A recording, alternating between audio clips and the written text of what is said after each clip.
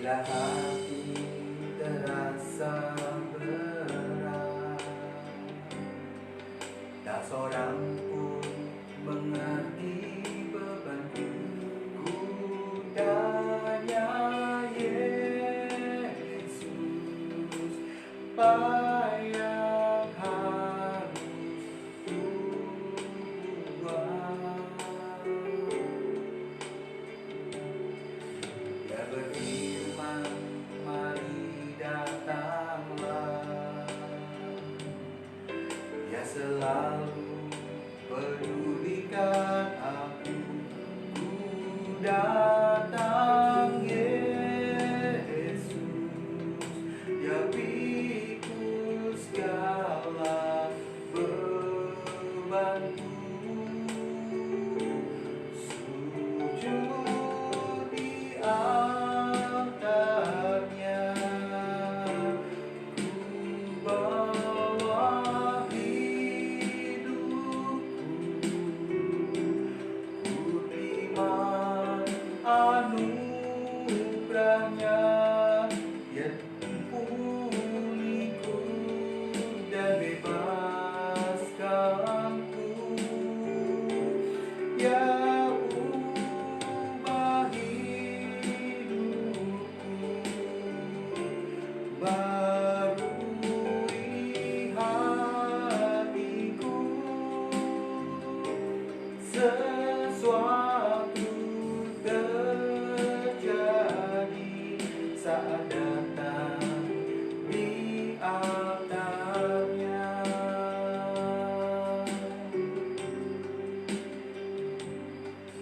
Bila hati terasa berat, tak seorang pun mengerti bebanku. Ku tanya Yesus, apa yang harus ku buat? Dia berfirman, mari datanglah. Dia selalu pedulikan aku. Ku datang Yesus, ampuni segala bebanku. Sujud di altarnya, ku bawa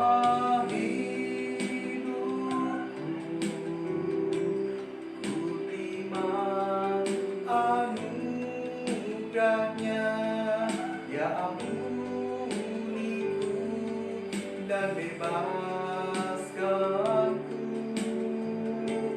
Dia ubah hidupku, barui hatiku. Sesuatu terjadi saat datang di altarnya.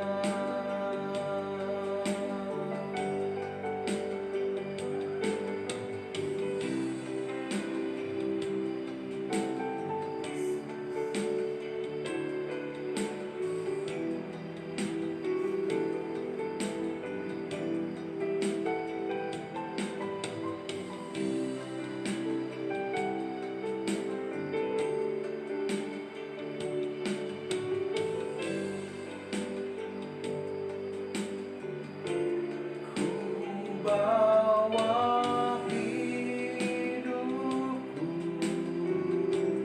ku terima anugerahnya, ya ampuniku dan bebaskanku. Ya ubah hidupku, barui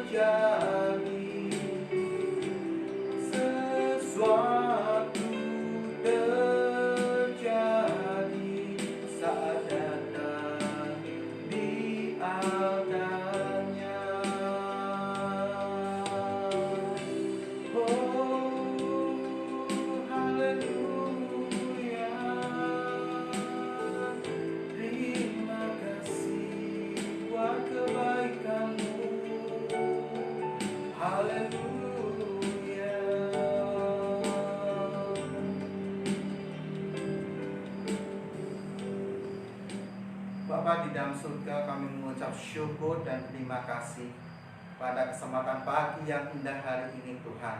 Engkau izinkan kami umat-umat-Mu untuk datang ke hadirat-Mu Tuhan. Biarlah setiap umat-Mu yang menonton, menyaksikan live streaming ini Tuhan dapat merasakan urapan-Mu Tuhan. Kesembuhan terjadi atas mereka Tuhan saat ini juga Tuhan. Biarlah Tuhan Engkau tutup setiap kami dengan kuasa darah kudus-Mu Tuhan. Biarlah lawatan Roh Kudus hadir setiap kami Tuhan. Sembunyikan hamba di belakang kayu salib-Mu Tuhan. Biarlah hamba Engkau urapi lebih lagi. Engkau urapi bibir lidah hamba Tuhan untuk menyampaikan isi hati-Mu Tuhan kepada setiap umat-umat-Mu yang menyaksikan live streaming ini Tuhan. Bapa, kami siap mendengarkan kebenaran firman-Mu dalam nama Tuhan Yesus Kristus. Haleluya. Amin. Shalom saudara terkasih di dalam Tuhan. Kita berjumpa kembali secara live streaming. Puji Tuhan, semua keadaan baik-baik aja. Dan saya doakan semoga kalian semua umat-umat Tuhan semua dalam keadaan sehat.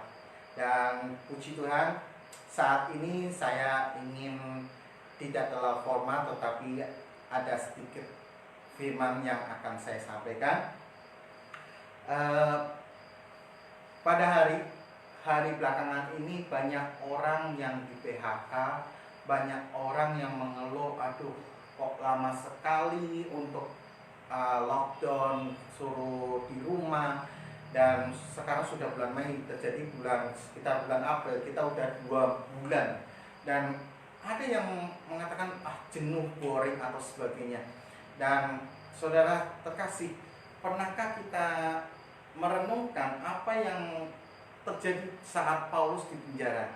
Dan yuk kita sama-sama buka di Efesus 1 ayat 15-23. Saya akan bacakan. Perikopnya adalah doa untuk pengertian tentang kemuliaan Kristus. Karena itu setelah aku mendengar tentang imanmu dalam Tuhan Yesus dan tentang kasihmu terhadap semua orang-orang kudus, aku pun tidak berhenti mengucap syukur karena kamu, dan aku selalu mengingat kamu dalam dukaku dan meminta kepada Allah Tuhan kita Yesus Kristus, yaitu Bapa yang mulia itu, supaya Ia memberikan kepadamu roh hikmat dan wahyu untuk mengenal Dia dengan benar, dan supaya Ia menjadikan mata hatimu terang, agar kamu mengerti pengharapan apakah yang terkandung dalam panggilannya, betapa kayanya kemuliaan bagian yang ditentukannya bagi orang-orang kudus, dan betapa hebat kuasanya bagi kita yang percaya, sesuai dengan kekuatan kuasanya yang dikerjakannya di dalam Kristus, dengan membangkitkan Dia dari antara orang mati dan mendudukkan Dia di sebelah kanannya di surga, jauh lebih tinggi dari segala pemerintah dan penguasa dan kekuasaan,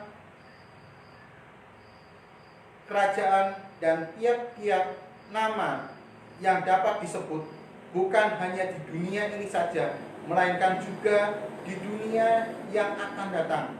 Dan segala sesuatu telah diletakkannya di bawah kaki Kristus, dan Dia telah diberikannya kepada jemaat sebagai kepala dari segala yang ada. Jemaat yang adalah tubuhnya, yaitu kepenuhan Dia yang memenuhi semua dan segala sesuatu. Saudara terkasih, dalam perikop ini, ketika Paulus berada di penjara, Paulus menyampaikan kabar berita yang sangat baik dan sangat luar biasa kepada jemaat di Efesus. Dan ketika itu Paulus ingin selalu mengingatkan kepada kita, sama seperti di sekarang ini.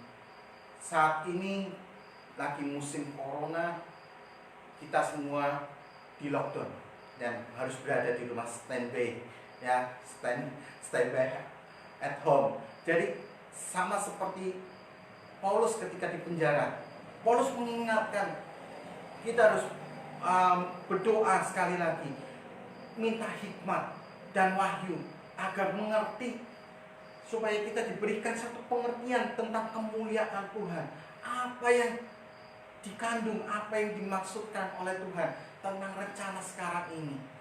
Dan kita tidak pantas untuk mengeluh, ya kan?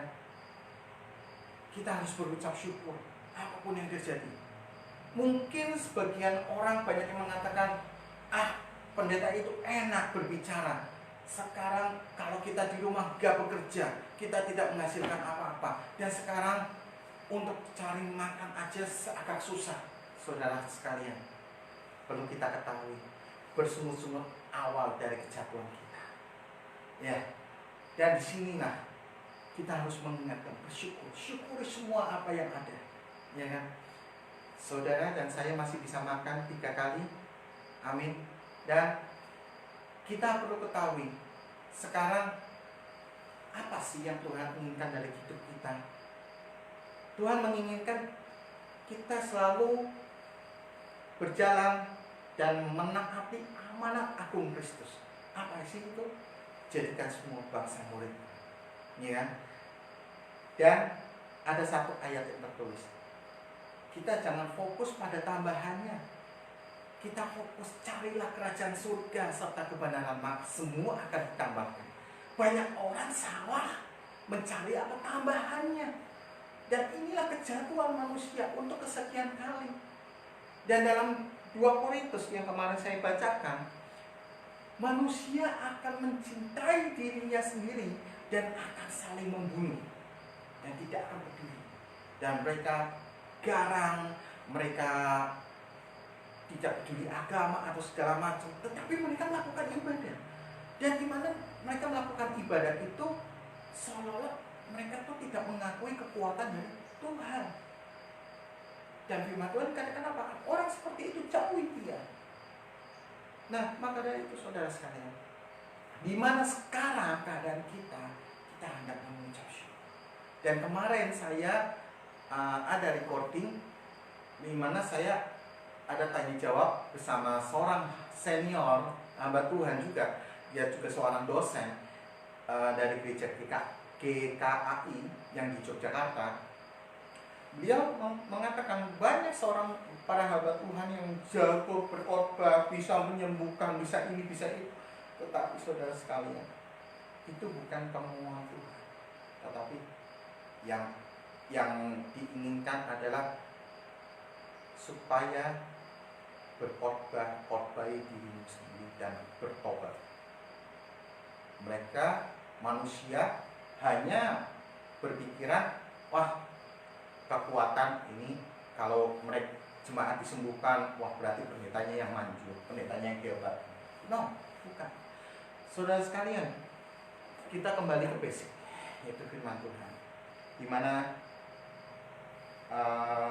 firman Tuhan di sini Paulus mengatakan, aku pun tidak berhenti-henti mengucap syukur kepada kamu, dan aku selalu mengingat kamu dan doaku, dan meminta kepada Allahku Yesus Kristus, yaitu Bapa yang mulia itu, supaya ia memberikan kepadamu roh hikmat dan wahyu untuk mengenal dia dengan benar. Saudara sekalian, banyak sekarang umat-umat Tuhan yang merasa dirinya hebat, lebih hebat dari pendeta, lebih dari semuanya. Dia mengerti apa semua firman Tuhan, tetapi mereka menolak. Ya, pengertian mereka hanya dangkal. Saya ingin memberi satu kesaksian. Kemarin saya dicerca dan di messenger oleh seseorang yang mengatakan, Bapak, saya terima kasih untuk atas renungannya, tetapi saya tidak suka dengan Bapak mengatakan Tuhan Allah, harusnya Tuhan Yahweh. Maaf, saya mengatakan kita mau menyebut Tuhan Allah, Tuhan Yesus, Tuhan Yahweh, ataupun siapa itu boleh, asalkan satu, tidak menghujat, tidak menyebut nama Tuhan dengan sembarangan. Saudara sekalian, janganlah saling menghakimi satu dengan yang lain, apalagi seorang jemaat yang biasa langsung mengajari kepada seorang hamba Tuhan. Maaf, bukannya hamba Tuhan sok pintar, tetapi perlu ketahui saudara, jika saudara ingin mendalami kebenaran firman Tuhan secara detail, saudara bisa sekolah teologi. Hamba Tuhan yang sudah STH, mereka sudah sekolah teologi. Bahkan termasuk saya sendiri sudah sekolah teologi. Saudara sekalian, kami para hamba Tuhan tidak pintar untuk menguasai saudara, tetapi di sini yuk kita sama-sama belajar untuk bangkit, untuk sama-sama mengerti, mengenal kebenaran firman Allah. Karena apa? Tuhan mengatakan carilah perkara apa? Perkara yang di atas, bukan perkara yang di bawah. Kita lanjut saudara sekalian. Dan supaya ia menjadikan mata hatimu terang, agar kamu mengerti pengharapan apakah yang dikandung dalam panggilannya, betapa kayanya kemuliaan bagian yang ditentukannya bagi orang-orang kudus, termasuk saudara dan saya, orang-orang kudus yang untuk apa? Untuk dibukakan mata hati kita agar mengerti pengharapan yang terkandung dalam panggilannya. Panggilan dalam apa? Kemuliaan. Panggilan dalam kemuliaan. Kita dibukakan mata hati kita. Kita sebagai umat-umat yang kudus dibukakan mata hati kita. Kita diperlihatkan dalam keadaan situasi sekarang. Kita dibukakan mata hati kita. Lihat, masih banyak yang susah di bawah kita, tetapi kita tidak pernah sadar. Dan ironisnya, orang banyak saya melihat di medsos, fotonya mereka pekerja, ya kan, pekerja kena PHK, dan setelah kena PHK rumahnya mangrove, punya mobil, disemprot apa? Keluarga miskin, PKH, dan di situ nggak masuk akal dan tidak tepat sasarannya, saudara sekalian. Dan ada banyak di luar sana orang-orang yang melakukan baksos. Saya dukung kegiatan itu dan saya apresiasikan. Tetapi ingat, saya menggarisbawahi, jangan jadikan itu untuk mencari pencitraan diri. Wah, ini lo gue, lo ini lo a. Maaf, kita harus sejalan dengan kehendak Allah, kehendak Bapa di surga. Jadikan itu momen satu taburan yang baik. Jika itu satu pencitraan, itu adalah dosa juga. Ketika saudara memberi kepada orang yang di bawah kita yang kurang mampu dengan keadaan ekonomi sekarang ya, yang sedang kena virus corona, kena imbas COVID-19. Kalau kita memberi, wah ini loh gue foto jepret-jepret video, sekarang apa ya? Sama saja. Kegiatanmu, amalmu itu kosong, tidak ada apa-apa. Tuhan berkata apa? Apa yang sudah kamu dapatkan di dunia, kamu tidak akan didapatkan di surga. Tetapi kalau ibarat kata, kalau orang Jawa bilang, atau secara bahasa Indonesia, tangan kanan memberi, tangan kiri di belakang. Dari situlah kita bisa tahu, ya kan, makna dari apa yang menjadi kehendak Tuhan. Dan di sini kita untuk dibukakan mata hati untuk selalu memiliki hikmat dan pengharapan kepada Tuhan. Berarti setelah COVID selesai, pasti ada rancangan yang indah Tuhan sediakan buat saudara dan saya. Dan kita lanjut di ayat yang 19. Dan betapa hebat kuasanya bagi kita yang percaya sesuai dengan kekuatan kuasanya. 20. Yang dikerjakannya di dalam Kristus dengan membangkitkan dia dari antara orang mati dan mendudukkan dia di sebelah kanannya di surga, jauh lebih tinggi dari segala pemerintah, penguasa dan kekuasaan kerajaan dan tiap-tiap nama yang dapat disebut, bukan hanya di dunia ini saja, melainkan juga di dunia yang akan datang. Saudara sekalian, perlu kita ketahui, uh, virus corona ini terjadi, sama seperti di firman Tuhan sudah digenapi, akan terjadi apa? Kesukaran. Dan ini adalah merupakan penyakit sampah. Dan di mana Tuhan ingin menyatakan kepada kita, ya, kepada kita segala kekuasaan pemerintahan, kerajaan apapun itu akan tunduk di bawah kaki Tuhan. Dan saudara sekalian, bahkan Tuhan ingin menegur setiap kita para hamba Tuhan yang jago di atas mimbar khotbah, WL yang jago nyanyi, pemain musik. Tuhan ingin menegur kita, mengingatkan kita untuk apa? Pertama, khotbah dirimu sendiri. Dari situlah kita bisa mengetahui, oh maksud Tuhan begini. Orang jago di atas mimbar khotbah bla bla bla bla segala macam, tetapi apa? Jemaat ada yang paham. Jemaat ada yang mereka main HP, update status bla bla bla. Sekarang suruh online. Ketika online, mereka update status nggak bisa. Tuhan menegur. Ya. Saudara sekalian yang menyaksikan live streaming, kita untuk diingatkan kembali back to basic, kembali pada kehendak Allah. Sekarang apalagi yang kita mau kuatkan, kita mau andalkan pemerintah, tidak bisa. Segala beban, permasalahan tidak ditanggung pundak pemerintah. Semua ditanggung adalah apa? Dari diri kita sendiri. Dan satu-satunya jalan kita hanya berdoa dan berharap kepada Tuhan. Kepada siapa lagi?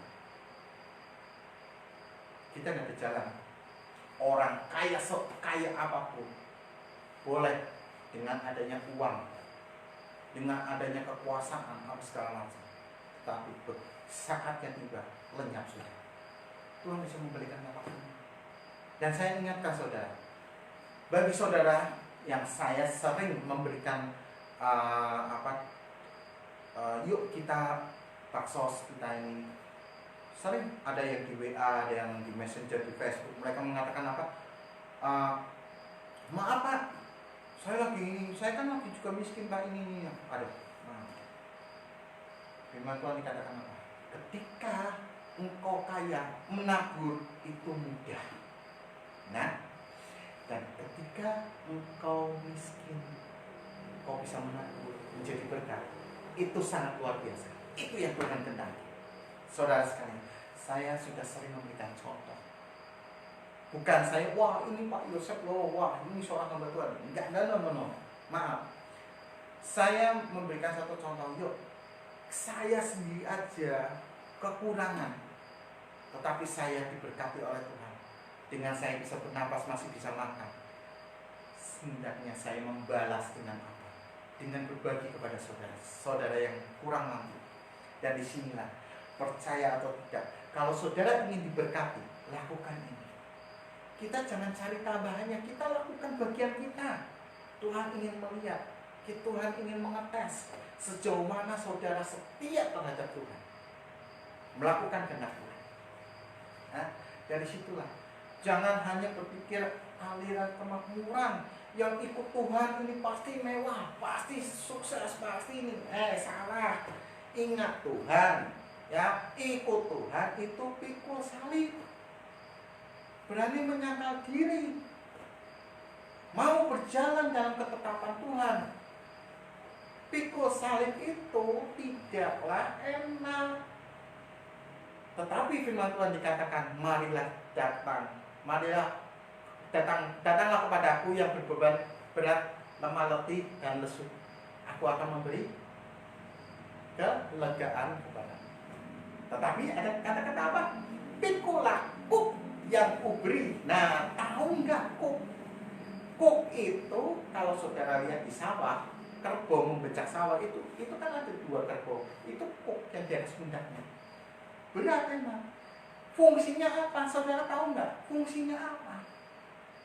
Kalau saudara punya sawah ada 2 kerbau untuk membajak, tapi tidak dipasangin kuk, kerbau yang satu lari ke sana, yang satu lari ke sana, tidak taat.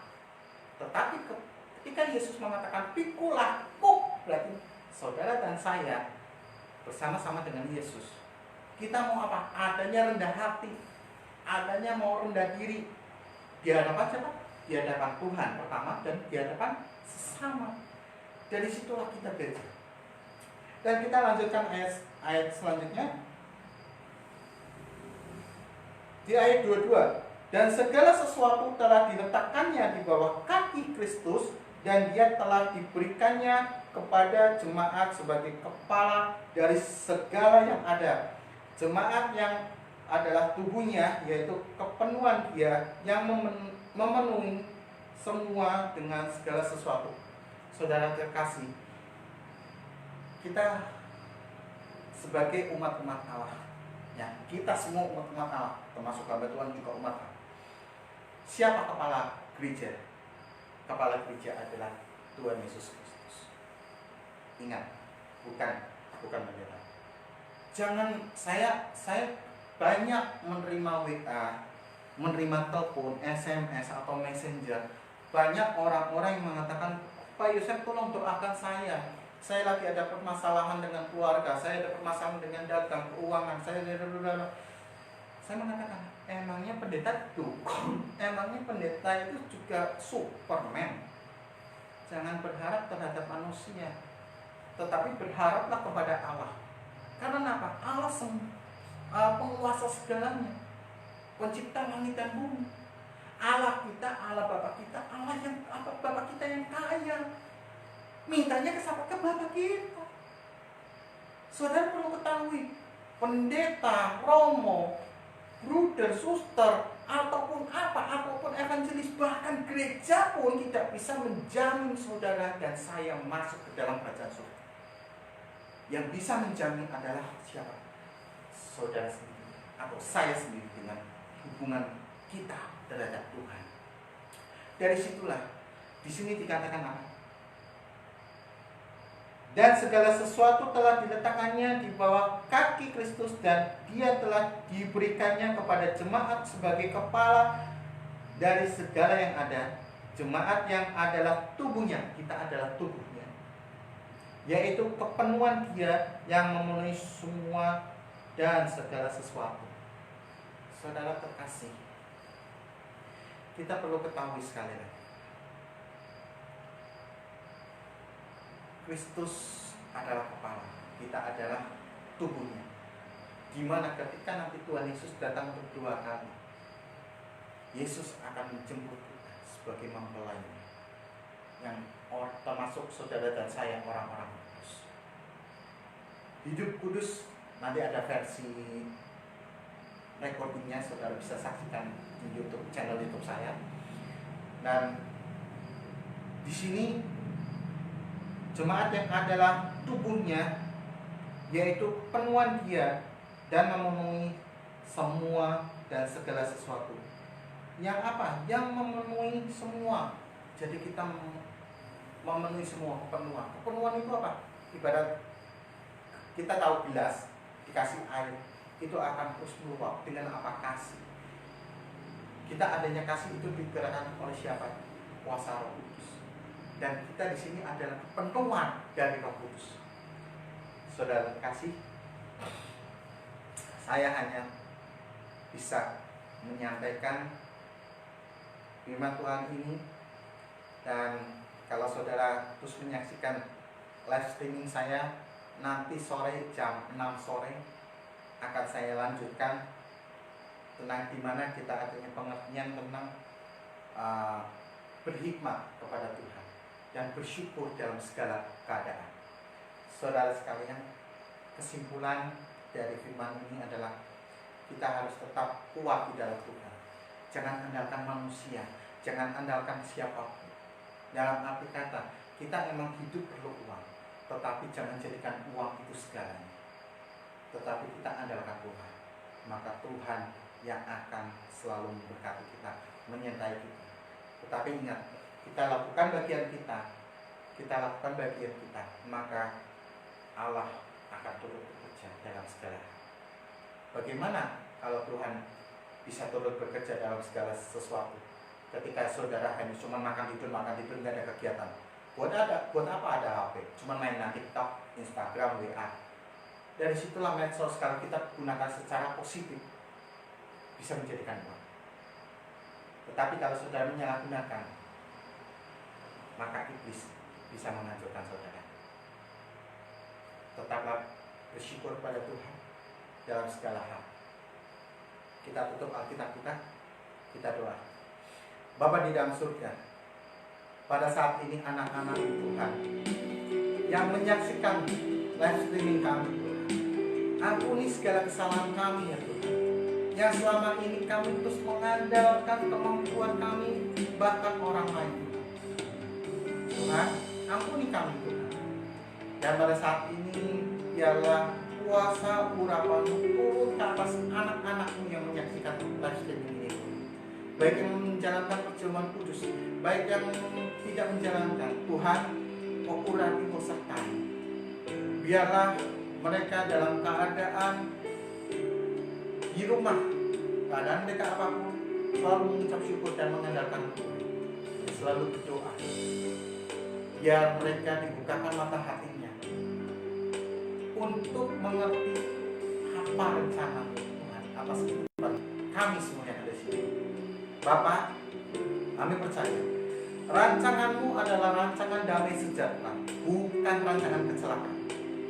Tuhan, biarlah kami selalu dekat kepadamu, intim kepadamu saat ini, bukan saat ini dengan keadaan virus corona, tetapi setelah virus corona kami lebih intim lagi kepadamu.